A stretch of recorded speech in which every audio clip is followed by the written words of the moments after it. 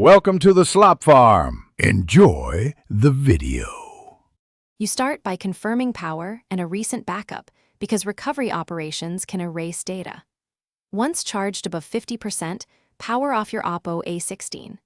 Then press and hold volume down and power together to trigger the boot menu. This combination instructs the phone hardware to enter recovery rather than normal Android. If nothing happens, try volume up and power.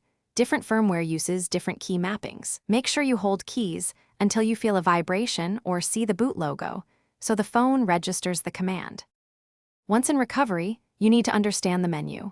Volume keys move the highlight, and power confirms selection. Start with wipe cache partition to clear temporary files that often cause boot loops. This preserves your data. If problems persist, choose factory reset knowing it will erase user data. For complex cases, use ADB sideload to install an OTA package or connect to a PC and reflash stock firmware. This replaces corrupted system files and often resolves deep software faults. You finish by selecting Reboot System Now. That returns the phone to normal operation if the repair worked.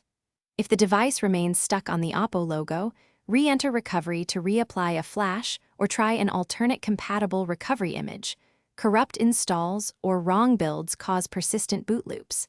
Make sure you have the exact model number when downloading ROM files so you don't brick the phone. If repeated attempts fail, contact Oppo support or a repair shop rather than risking hardware damage. Thanks for watching. Consider subscribing if we helped you today.